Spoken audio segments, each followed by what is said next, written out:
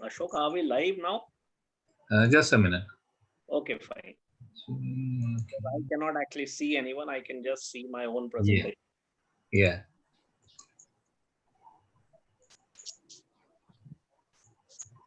Okay.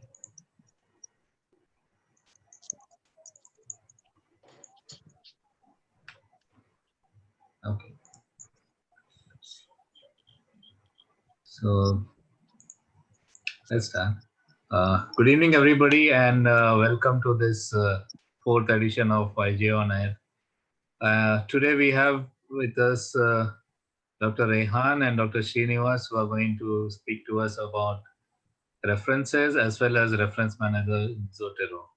We also have with us Dr. Lalit Mani, the editor IJO, and we'll be taking some questions after both the lectures. So over to you, Rehan. Yeah, good evening. Thank you, Dr. Ashok, and thank you, Dr. Lalit, for giving me this opportunity to talk about references. I think references is one of the most neglected areas of a manuscript. And there are times when the manuscript actually is quite well written, but because the references are so haphazard or so wrongly written that sometimes the editors have to take a tough call and just reject a manuscript based on the references. So what I'm going to basically do in the next 10 to 15 minutes is to talk to you about why should we use references, number one. I'm going to talk about what should we reference. Then we are going to briefly discuss which articles should we reference. That means, should it be case reports, should it be case series, or should it be like randomized controlled trials and meta-analysis? I'm also going to talk to you about where should we reference. That means in the last webinar that we had, we talked that a manuscript will have an introduction, a material method section, a result section, and finally a discussion section. And in the very front, you have an abstract. So I'm going to talk about where should we actually use the references judiciously. And last but not the least, I'm just going to very briefly touch about how should we reference. And I think this is where we are going to talk about the reference managers and then have a mini demo from the other speaker about how it is to be used. So first things first, why should we reference? We need to understand that science is an incremental sort of thing. Whatever research we are doing, we are trying to build up on some degree of research which has already been done. That means we are standing on the shoulders of a lot of other people who have done research in this area, and we are trying to look beyond that horizon. So if we do not recognize these people, I think it is grossly wrong and it is grossly unethical. And that is the single most important reason that we must always reference anything that we are using in our manuscript. On a more practical note, I think from an author's point of view, the reference actually leads credibility and precision to the work. It shows the depth and range of reading which the author has done while he's trying to prepare the manuscript. And it also avoids the issues of dishonesty, plagiarism, and academic fraud, which I'm going to talk in my next two slides in a bit of detail because it is very important. And from a reader's point of view, who is actually reading the manuscript, it gives the reader an idea about the context and the background of the manuscript. It tells them about how to retrieve the information which has already been cited. And they also get an idea about what is the sort of future work that they can do. So please remember this term plagiarism. There is a generation of people who have been trained from their very school days now that you take something, you cut and you paste, and that is how an article is basically created.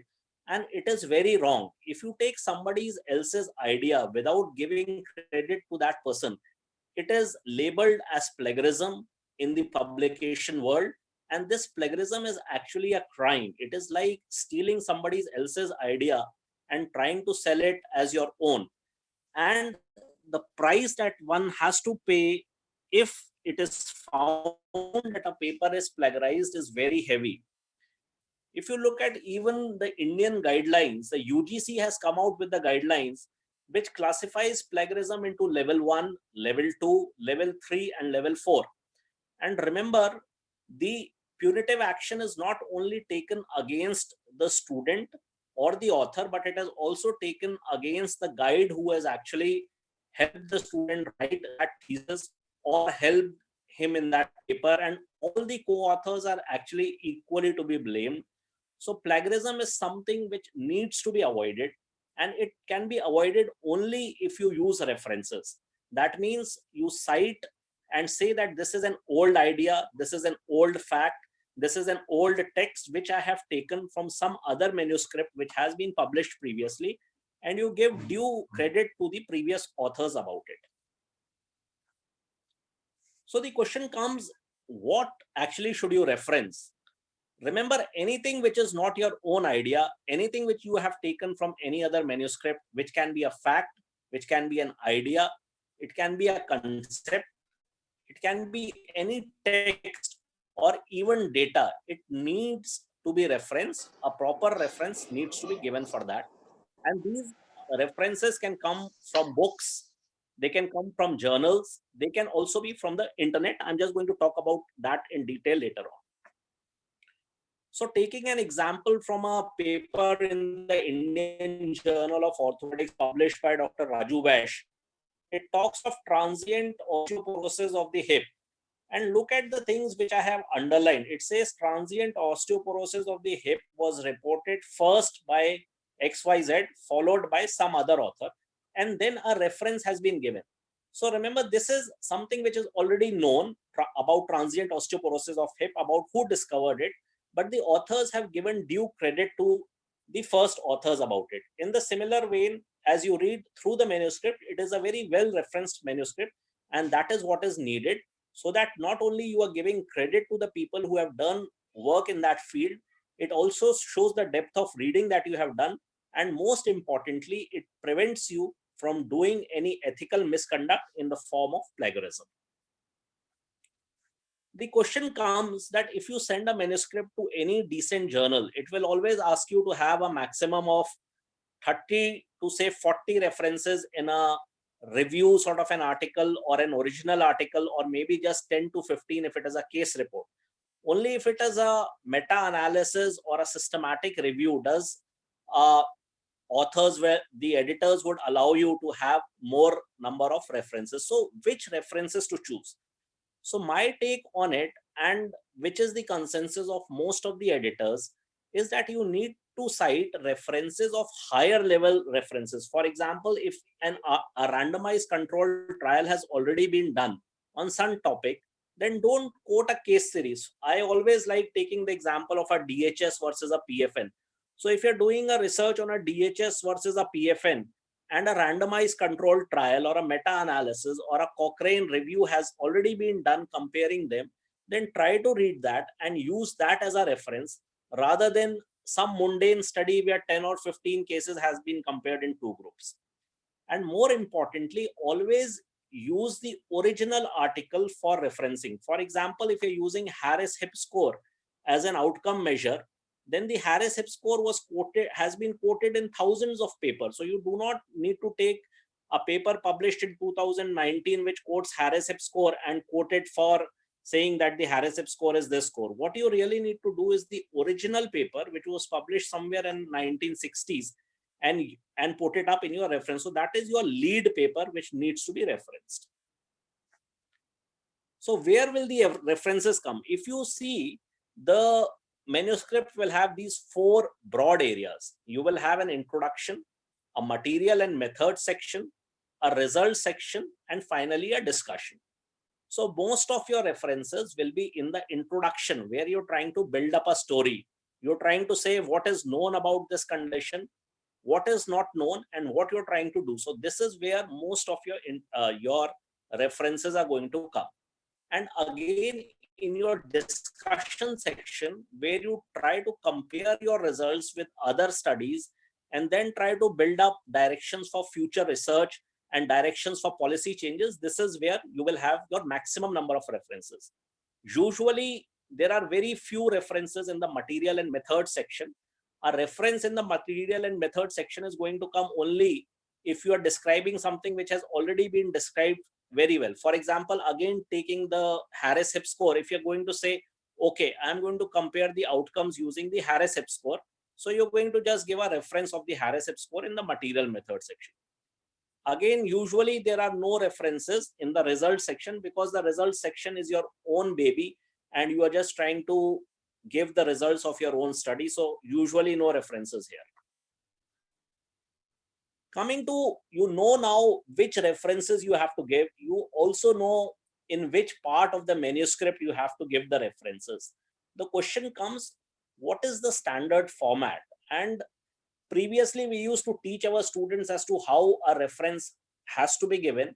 But now, as we are going to talk, Dr. Srinivas is going to elaborate all those things as to where the author's name is going to come, where the et al is going to come, where the year is going to come, where you're going to put a colon or a semicolon is not actually needed.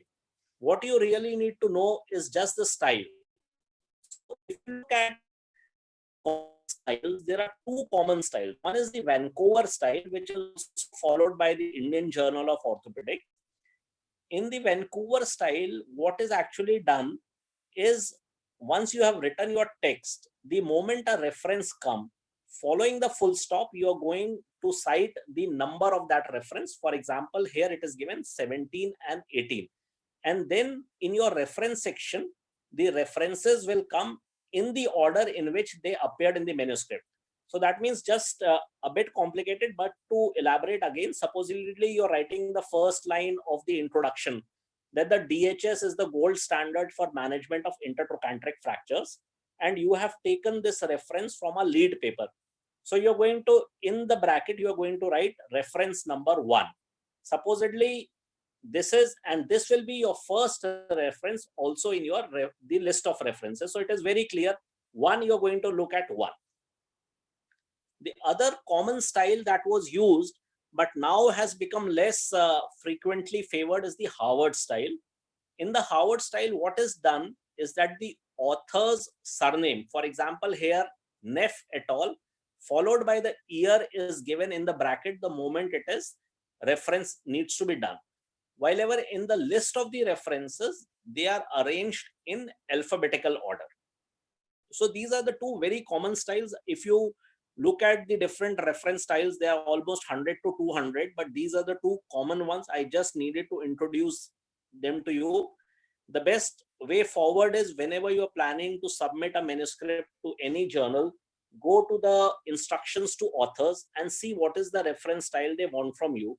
For example, the IJO would like the Vancouver style. There may be a journal like, I think the ACTA wants Harvard style, so just use that style. The most important thing, I think, which we are going to talk to you all today is reference managers.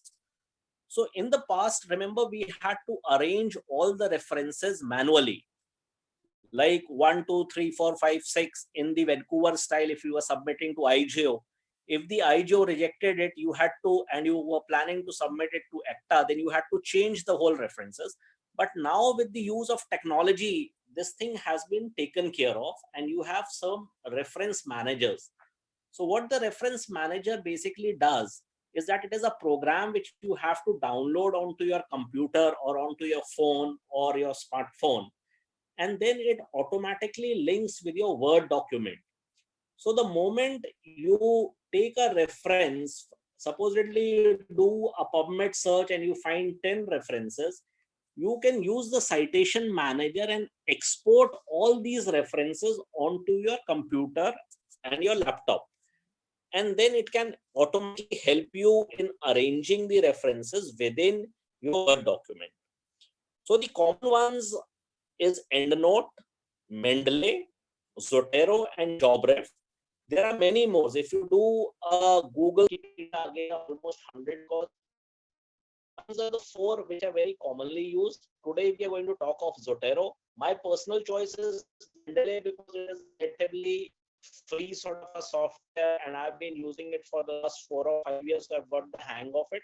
But the take-home message which I want to say is that this is the era where you need to use a reference manager. You can pick up any one of them and it is good enough. So not going into the details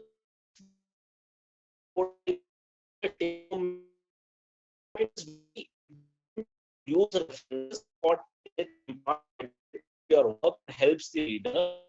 You need to quote all the facts, all ideas, all concepts, text and data needs to be referenced. You need to use higher evidence articles when you are quoting them, and you need to quote the lead articles. And most of the times these will be used in the introduction and the discussion section. And last but not the least, the most important things, learn how to use any one of the reference managers. All of them are good. I personally use Mendeley, but whatever suits you, you must start using it because you need to get some sort of a hang of it before you become proficient with it. Again, not only Dr. Lalit, but all the previous editors of the Indian Journal of Orthopedics who have helped me in my endeavor and helped me to deliver this talk. Thank you very much. Over to you, Ashok. Thank you very much, Rehan. That was a comprehensive talk on the introduction to references as well as certain things to do and not to do. So next in a panel is Dr. Srinivas, who is going to present on Zotero. So over to you, Dr. Srinivas. You can share your screen and we can go ahead with the talk on Zotero. Meanwhile, Rehan, there is a very common question about plagiarism on on using quotes to take a sentence from an article and justifying it as being not plagiarized. So you're putting quotation marks around an article, around something which you have picked up for the company. Yeah, and trying to justify it as non-plagiarized. It's a very, very specific area to answer. Maybe, yeah, we can listen to your thoughts and then go to Dr. Srinivas. Yeah. So my personal take on it is, if it is not 100% essential, don't use anything within quotations, because that is a way of plagiarism only, and you cannot just get away by putting in the quotation marks, because you are actually taking somebody else's words and trying to put them as yours. The best thing is, like what we always say, read a paper multiple times and then try to formulate your own sentences and your own ideas based on whatever you have understood. Write it down, and that probably is the idea of not plagiarizing. If you're using quotations, even then probably use the reference which has been taken, right? Does that answer what you were asking, Ashok? Yeah, it answers the question properly. Yeah. Yogesh has raised a hand. Do you have any comments to make, Dr. Yogesh? He has to unmute his mic, I think. Yeah. Please unmute your mic. Dr. Yogesh, unmute your mic and Yeah. Am I audible now? Yeah, you're audible now. Yeah. With reference to just what you just now shared with Ashok, my question is, if you intelligently paraphrase a sentence, will that put a cover over the plagiarism issue what we are just speaking? So I think if I were to answer it, please remember there are various different types of plagiarism, right? And it is not only that you take somebody else's sentence and then you change the language of it and you think that plagiarism has been taken care of. That is not the way to go about it.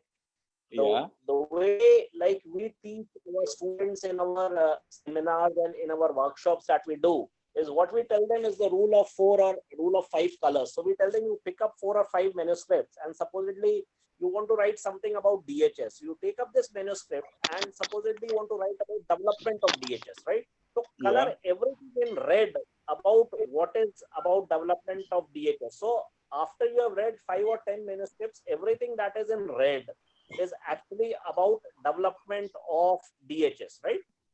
Read it again and again, and then formulate your own paragraph about development of DHS based on whatever you have marked as red, and you are going to get something which is your own creation. It is in your own language. It is your own idea, right? But reading one manuscript and trying to change the language and that is not right. It is actually Yeah, absolutely agree, Rayan. I think Yeah. plagiarism is a result of people not knowing how to write an article. Yeah, That's all. very right. It's not actually intentional most of the time. People don't know how to read 10 articles and synthesize our own words and put it into in a paragraph with our own concepts. So that is a problem. Paraphrasing, etc., just happens because they don't know how to do this stuff. Intelligent plagiarism, Scott. So let's move on to Dr. Srinivas. Over to you, Dr. Srinivas. Thank you very much, Dr. Ashok. I'd like to thank Dr. Ashok and Professor Maini for giving me this opportunity. I'll be just talking about Zotero. This is one of the reference managers Dr. Rehan had mentioned. I have used Mendeley as well. I think Zotero, I find it more comfortable. Regarding disclosures, I don't have any financial disclosures. Only thing is I've coded a few citation style language files. These are reposited in the Zotero repository. I've done for Indian Journal of Orthopedics, Malaysian Journal, and the KSRR. So reference managers are software packages that are used as aids in writing scientific manuscripts. And they have basically evolved from index card system. During the 1980s, the DBase 2 and DBase 3, they were the software packages, they were used. And before 2006, they were desktop versions only available as reference managers. But after 2006, web incorporation was done. So if you look at the operating systems for most of the computers we have today, there are basically, they fall into three types. One, the most common is Windows, and then the Mac for Apple systems, and Linux. Windows and Mac are the most commonly used operating systems. So reference managers have to be distributed for these operating systems. There are different, most of the reference managers actually can be used for both the operating systems, but some are exclusive for Windows and some are exclusive for Mac. So we have these medical search databases from which we need to get references from. PubMed is the most commonly used and it's free. So we import references from PubMed. There are also, and Google Scholar is also free. There are also subscribed sites or databases like Scopus and Web of Science, EMBase and Ovid. You can download references from these also. So these are the different formats where you download references from. When you go into a database like PubMed or Scopus, they offer you formats in which you can download references that you have selected that you want to import into your reference manager. And these formats are, they end with these letters. The name of the file ends with these letters. .RIS is the most useful one for me. So this is Research Information Systems. BibTeX is another useful one. Medline, this is the one you get from PubMed. It's .txt. The new PubMed, actually, you can download in the format of .ris. CSV is commonly, it's comma separated value, is commonly used for importing into an Excel file, and XML or extended markup language.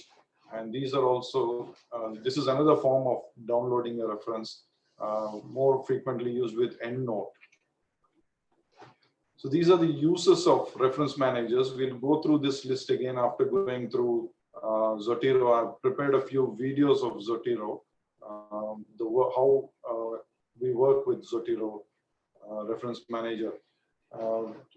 Just listing the users. Firstly, they're used for searching references, capturing references, and edition. You can, once you capture the references, you can edit the reference within the reference manager. You can add a few things you want or delete. And bibliography creation, you create the bibliography at the end of your manuscript. and authority, creating and managing a list of authorities, data import and export. You can import references from different reference managers, or you can export references you have into different managers. Management of files, you can attach PDF files with the references, and bibliographic styles, depending on which journal you are submitting your work to, you can change the style of the reference and bibliography. Word processing, processor integration, you can actually integrate this with a word processor. So when you're writing your manuscript, you can add references on the go to your manuscript. Diffusion and publishing. Publishing and diffusion is basically sharing your references with others in the social networking groups. Collaborative work is similar. User interface, how easy is the reference manager for you to use, and how reliable is it in downloading the references and producing your bibliography. And user help, how helpful is the help section of the reference manager for you, and interaction with other software applications, how it interacts with a web version or a mobile version, and seller or provider, and basically whether it's a free version or for sale. These are criteria used by one of the studies by Chamarlas et al. To assess how effective reference managers are. So this is a useful list to have. So Zotero basically has a few components. There's a web component, there's a desktop component. Web is on the internet. Desktop, you download it to your desktop. And there's a Zotero repository of journal styles. There's a huge repository of around 9,000 reference styles available in Zotero. They are stored in the form of CSL files or citation style language files. So they are programs which are used to create a bibliography or citation for you when you're doing a manuscript. So that can be downloaded, and we'll see that in the videos. There's a web browser add-on, depending on what browser you use, say Google Chrome or Firefox or Safari. You need to add an add-on to your browser so that you can select and add references. And there's a Word add-on. You have to add this into your Microsoft Word application for you to work on these. So when you're installing Zotero, you basically go to their website, zotero.com, and then you create an account with them.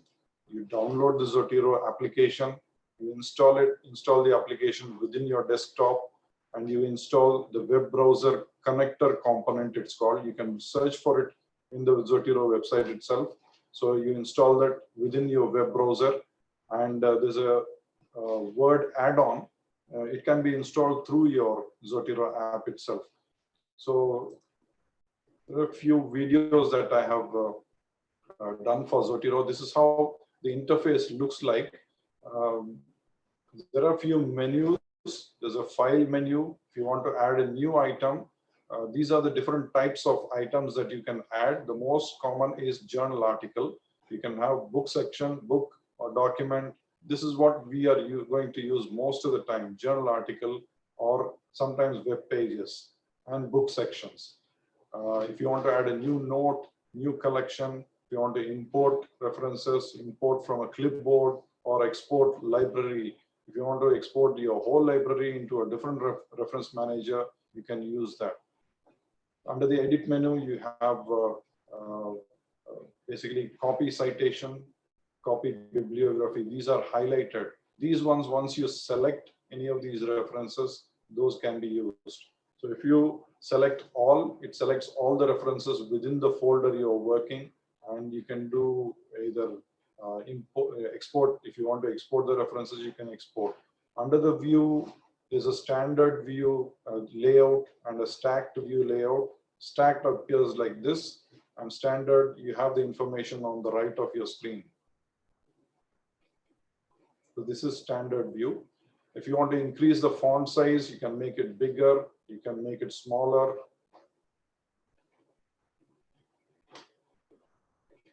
And within the notes, we'll come into notes later. If you want to increase the font size of the notes text, you can increase that.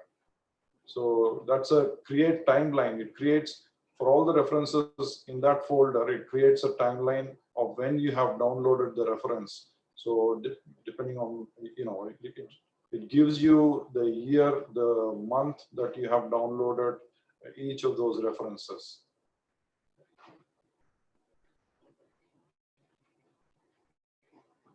If you want to install a browser connector, that's a link there. And this is the link for adding an add-on. See, Zotero Word Mac integration, because I'm using a Mac, so it gives this one. If you want to add this onto your Word, so this is already installed, so disable is showing up here. LibreOffice is something like Word application by a different provider. So if you want to install it within LibreOffice, you can use that.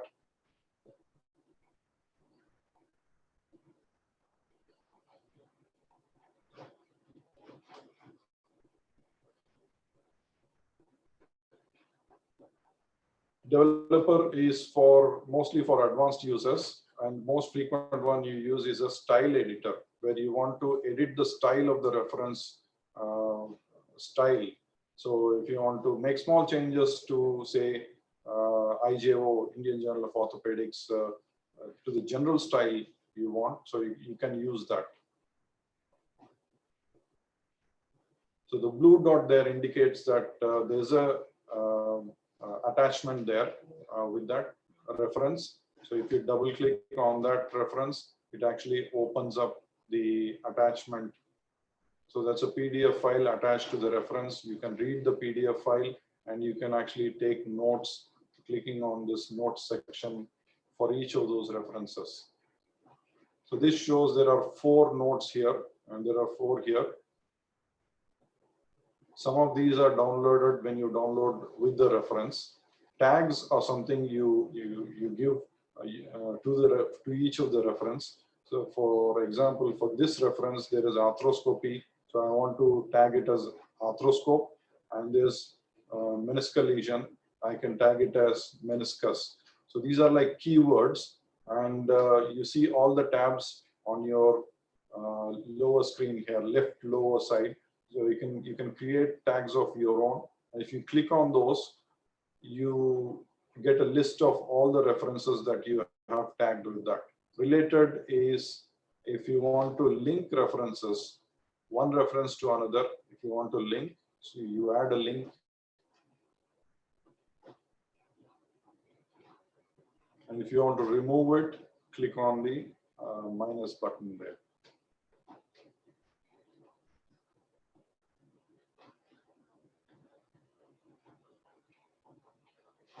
Window minimizing or zooming in, and the help feature for support documentation, troubleshooting information, discussion forums, and checking for updates.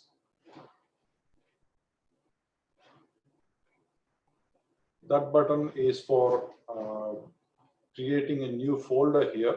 If you want a child folder, you click on a folder and then create that. This is for creating new group. This usually takes you to the website and it's done online.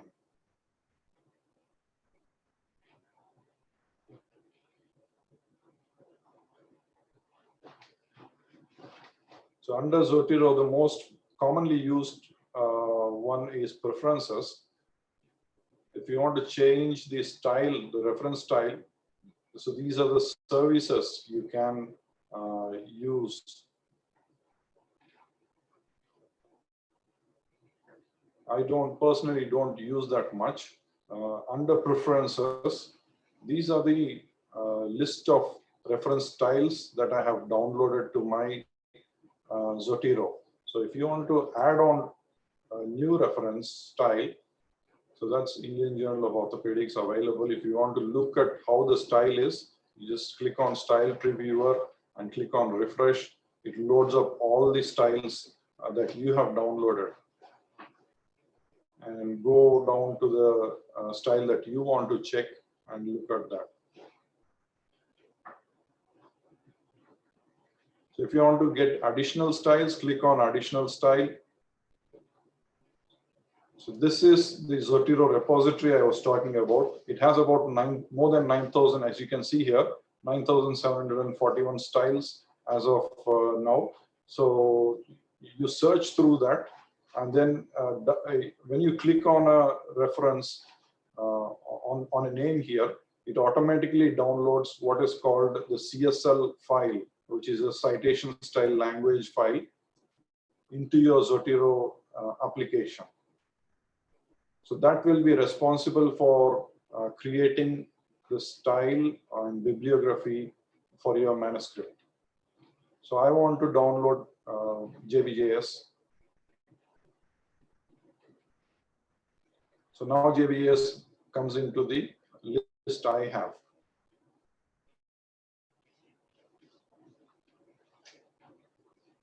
So if I want to download some other reference style, the bone and joint research, if you click on that, it automatically downloads into your application. More than 40 reference managers use this CSL file management. So CSL files are big, they are very useful. And most of the other reference managers too, this is the way to do that. So once you download, you can check on those new downloaded references as well.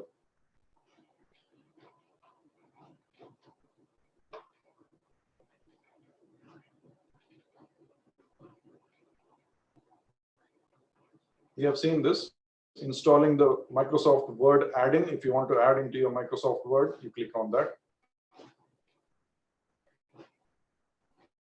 Other options in the menu, they are usually not needed. If you want to sync your desktop version to the web version, there's the curved arrow here on the right top part. This is one feature which is very useful. These are keyboard shortcuts for some of the most commonly used jobs done in Zotero. So as you go, as you start using more and more, it'll be useful to know these keyboard shortcuts so that you don't need to go to the menu and click on the options every time. You just use the keyboard shortcut and get the job done.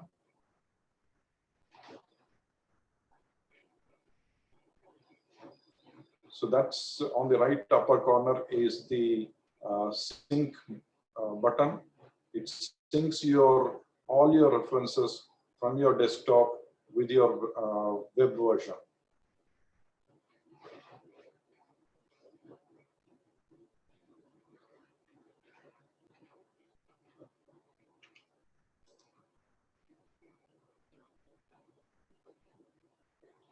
So clicking on that blue button opens up PDF.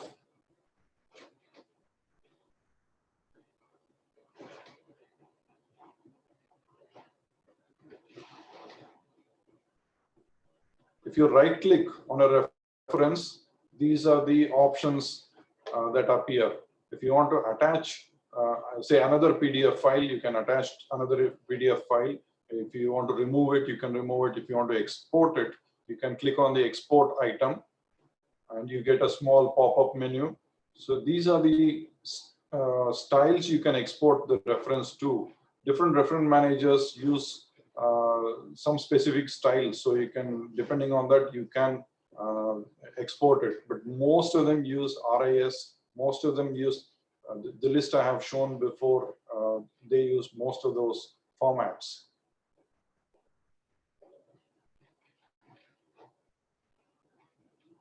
So exporting, I'm exporting this reference to a folder within my computer.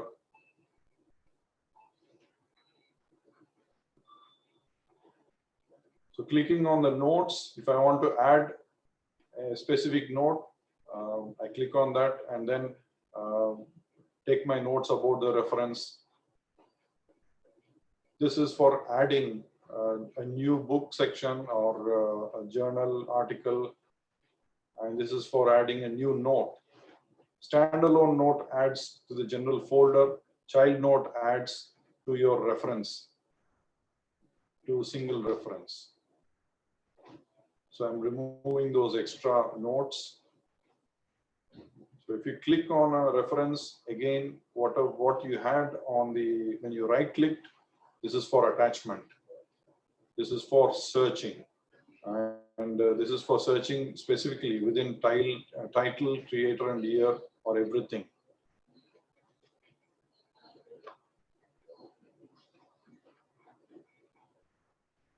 As I have told before, this is the sync button.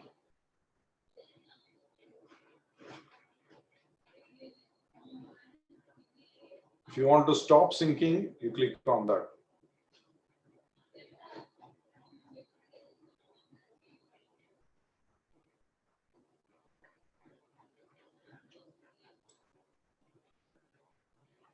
So this is how the new PubMed website is. If you want to go back to the old version, there's a link available. You can click on that. This is how you download references. I just wanted to show. So there's a list of references here. I want to select a few of them. I'm picking the free full text versions. And I'm selecting a few references.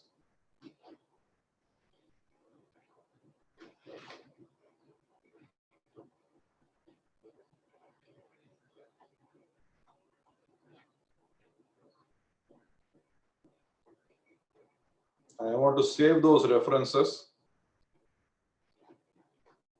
So I've selected 5 references and I want to save them in the form of, say, PubMed or abstract, whatever form you want, or you can send it to a clipboard.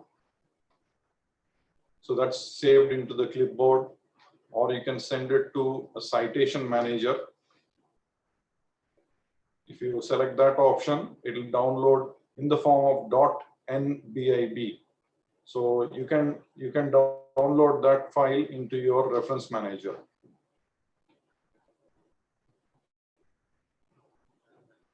Going on to the reason I'm showing this is because the new PubMed, it's not good to reference multiple references. It's not possible to download multiple references from the new PubMed website. I think they need to update these add-ons to do that. You can do single references from the new PubMed site, but not multiple references. So you can only save them as a snapshot. So I've selected 4 or 5 references. So 5 items were selected. And that's the web browser connector. So if I click on that, so it has saved it, but it will not save in the format that I want. So it only takes a snapshot of the whole thing.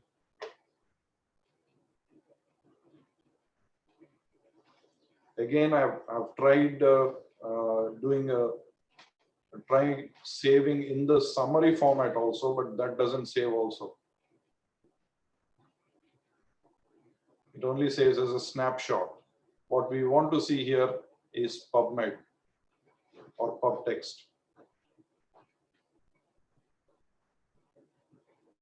So now you see that the shape, the color has changed. And now you can see PubMed entry. That's the format I want to save. Snapshot is not useful for creating bibliography or for transferring. PubMed entry is useful for transferring references. You can also see that it has imported the PDF file. For full text articles, it will import the PDF files. So that's for a single reference in the new PubMed website. So this is how it should look like.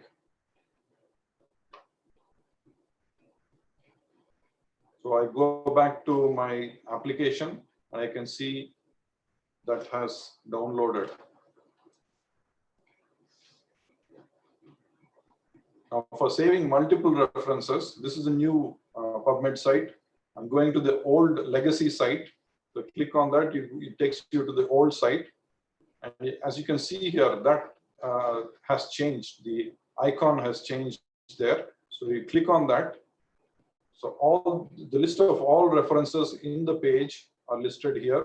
So you select which ones you want to import onto your Zotero application and then click OK. You will see the progress here.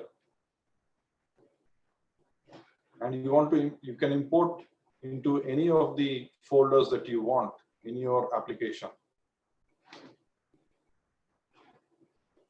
So all those have been imported to my folder, into the test folder. This is what I meant when I said the format I want. If you use a snapshot, you will not get the abstract downloaded. Each field in the reference will have to be downloaded into the field within your reference manager. So when you save in that format, it will not be downloaded.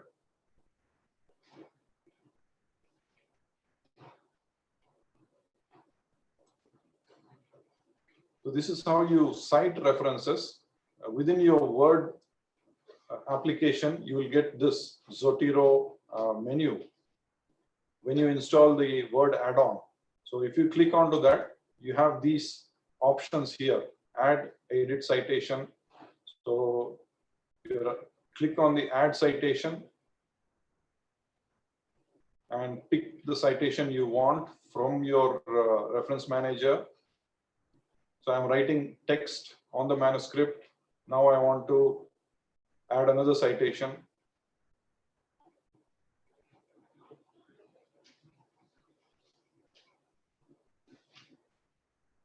I'm picking another reference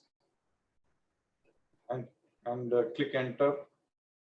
So it's automatically, you'll see that as a superscript here.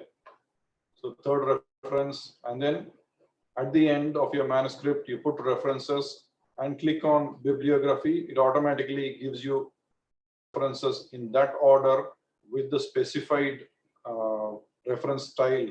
The style I have selected was JCOT. Now I want to change to IJO.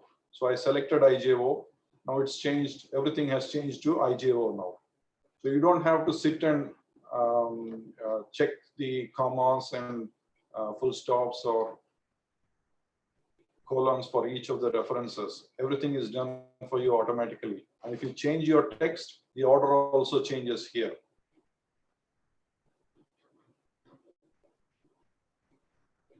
When you click refresh at the top, everything changes here. The order changes. And if I want to change to another journal style, say bone and joint journal, and click OK, and go back to your Word application, everything has changed now. So that's showing briefly how you work with Zotero. So if you go back to the list of users that we have seen, the criteria for assessing reference managers, I think Zotero will click most of these criteria as you have seen yourself.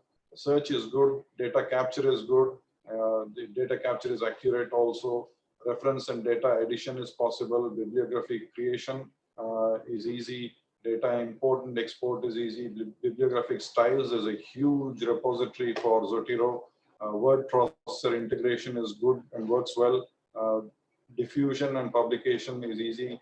One more feature that's very useful in Zotero is you can see in the Word application, there's a menu, in the menu there's a feature called unlinked citations. What it does is it unlinks your site at the end of your manuscript preparation. Once everything is over, you want to submit to the journal, you create a copy and then you click unlink citations. It unlinks all the citations and you can, if you want to make any minor addition to the reference or the bibliography, you will be able to do that. So thank you very much for giving the opportunity. We can probably take questions now or Yeah, Dr. Srinivas, I think that was a very good introduction to Zotero. I have personally not used Zotero much because I've been used to Mendeley much earlier. I think a lot of similarities between Mendeley and Zotero, but there are few additional points of few Yes. advantages of each of them. So, hi Rehan. Rehan is back here. Yeah. Sorry, I had to Yeah. take a phone call. So there was a question on Zotero about can we log in through the same account in different devices? Yes, you can. So even in phone, does it work? Has a phone version? Phone I have not used actually. Okay, but it does have. I think so. Okay. So any time you have felt any limitations of Zotero, have you come across where it has not been very helpful?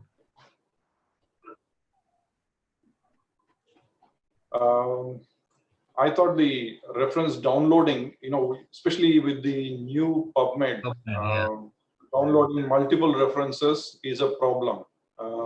So that one you can always go back to the old PubMed and then download multiple references from that. But as I said, the good thing is about unlinking citations. That's a very good Yeah, that feature. was a I've very, not very seen that in unique other reference feature. managers. Right. That is a very unique feature for Zotero, unlike other reference managers. So, any other questions from the panelists about Zotero? Anybody else is using Zotero?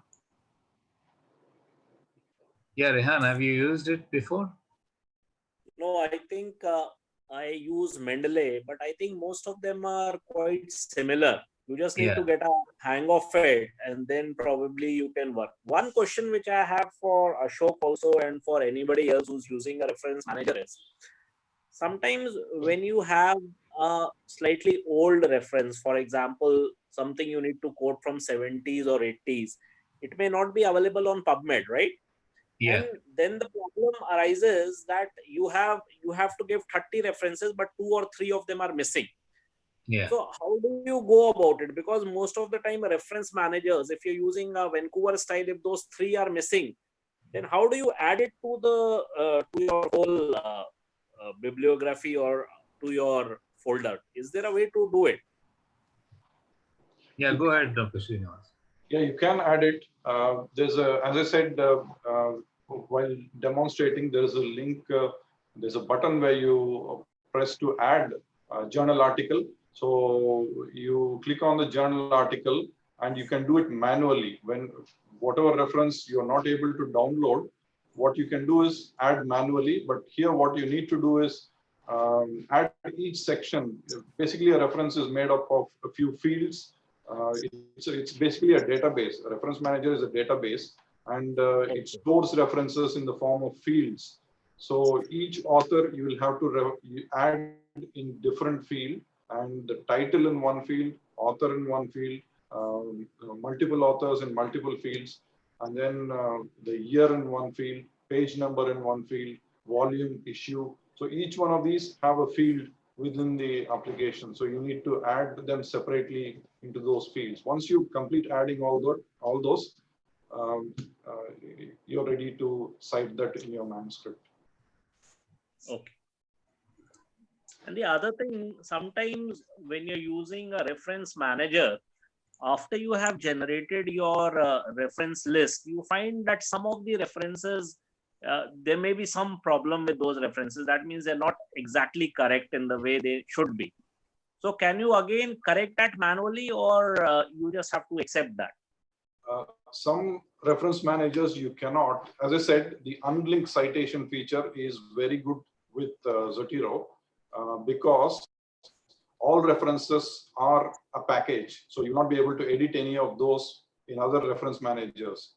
Supposing you have something and you want to correct it, you have to go to your reference manager, pick up that specific reference, make the correction within that reference, and then refresh, you will be able to correct it. Otherwise, if you want to do the correction on the manuscript itself, you will have to unlink the citations. Only then you can do the corrections. Yeah, unlinking is a very useful feature that I think is for Zotero. And we can edit all the references even after we finish adding them. But once you unlink the references, you will not be able to use Zotero for adding references anymore. That's why I said you keep a copy of it. You keep a copy of it and then use unlink. Otherwise, you will not be able to add on any references. Right. Okay. So it is done only at the final stages. Right. So I think that was a very good introduction of Zotero, and I think we also have to go through the video at least 2 or 3 times to understand how Zotero works and then try using it. So most of the trick with most of the reference managers is that you use them and practice with them. You become good with any one of them, you'll be able to use for most of the purposes. Any advantage of EndNote over the free ones or for all the panel? I think my personal experience is only of Mendeley, because when I started Mendeley, EndNote used to be a paid sort of a version, right? Even now And it is. yeah, so most of the things you could get away on Mendeley. So I have know this thing, but yes, the paid versions have certain advantages, probably in the way that they help you to export more sleekly and probably store that. But no personal idea of using anything else other than Mendeley. Yeah, me too. So earlier I was doing manually and then I shifted to Mendeley and then stayed there. So nothing changed after that. One question to all the panel. How Yes. many years you have been using reference managers? How many years? Yeah. So I've been using since I think 6 years, 7 years. Srinivas? I've actually started off with something called bibliography, which is for Windows, probably around 2006, I think. So I've been using around 13, 14 years. So from bibliography, I shifted to, I changed my laptop to Mac version. So I was using something called Sente, S-E-N-T-E. That's a very good reference manager, but they were not updating and upgrading it. So, it didn't work properly recently, actually. So I changed to Mendeley after that. And from Mendeley, I'm using two, actually, Zotero and Mendeley, I'm able to use now. So most of these have similar principles, as Yeah. I said. So I have started using a reference manager almost since the last 5 or 6 years. And now what I do is I always tell my postgraduates also, when they're putting up their first draft of their manuscript, to use a reference manager. But most of the time I don't think they pick it up, because the reason is probably initially there is a learning curve to it. Only when you get out of that learning curve, then it becomes very easy. So I find that in the last 5 or 6 years, except for one or two of my PGs, most of them initially used Mendeley or one of the softwares, but they just gave it up. Probably, I really don't understand what the reason is. Probably there's a learning curve to it, or maybe because it's a one-time exercise, they're not interested. But yes, once you start using it, it becomes very easy. One good feature with Mendeley is that you can drop your PDF files into, when you drop it into the application, it automatically picks all the data, what they call the metadata of fields of each reference. So you don't need to enter anything. So if you have a collection of, say, 10 PDF articles with you, you drop down all the 10 into Mendeley, and it automatically brings up all the reference in the folder also. So that is not available with Zotero. So that's why I use alternatively to use the good features in each.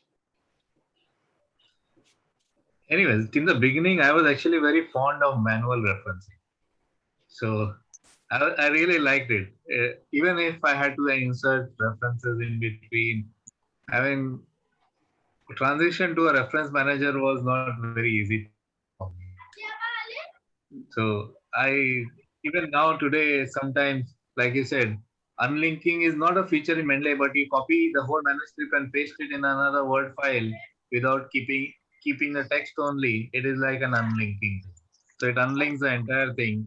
And whatever changes I have to do, I do manually. And even later on, I insert few references also manually. So I try and balance it out that way. What about you, sir? Mine, sir.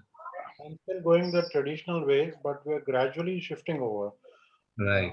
I raised this question because the listeners to this webinar, most of them are probably not using it.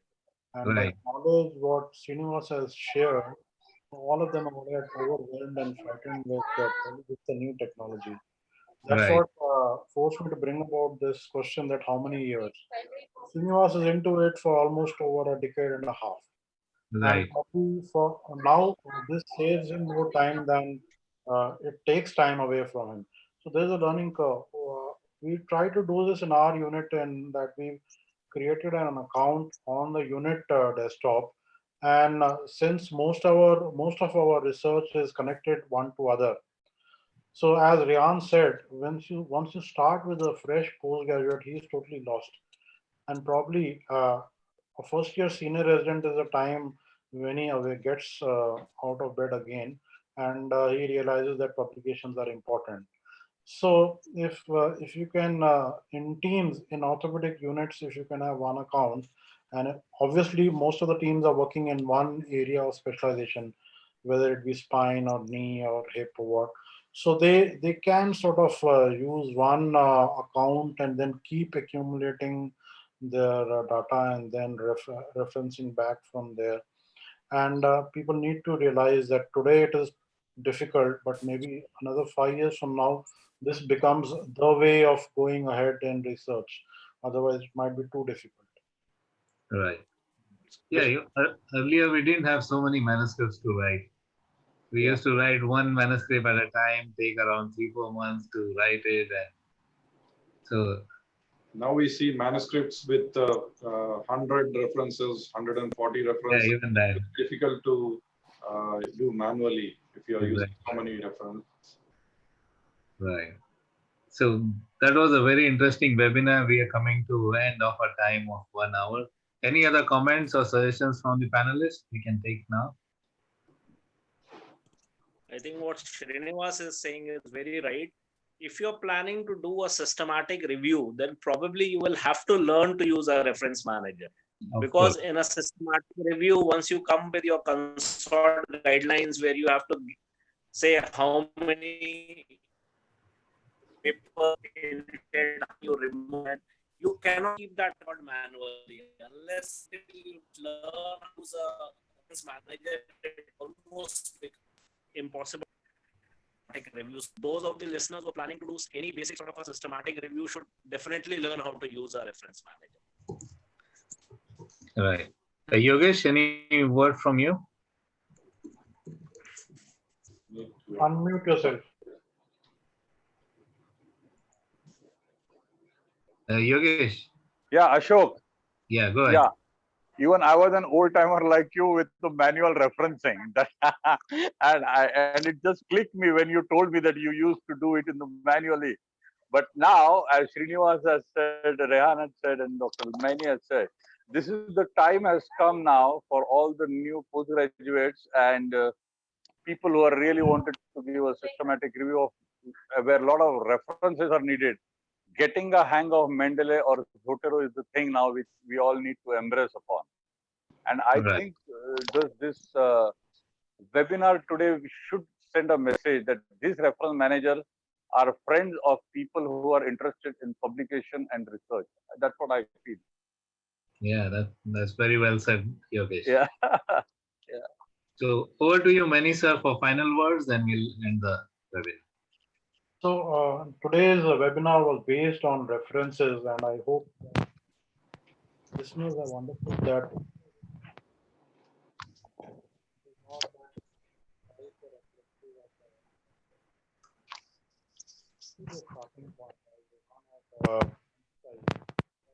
We are losing your voice, Mani sir.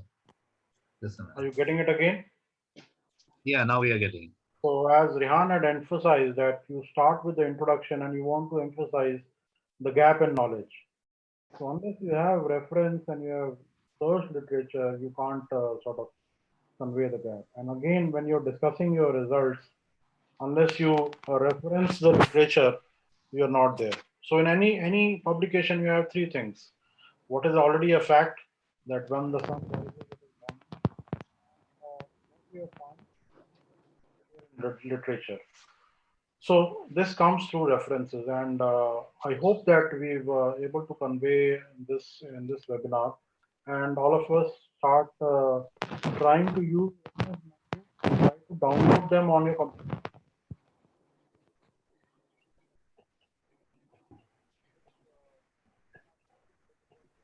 We're losing you again, sir.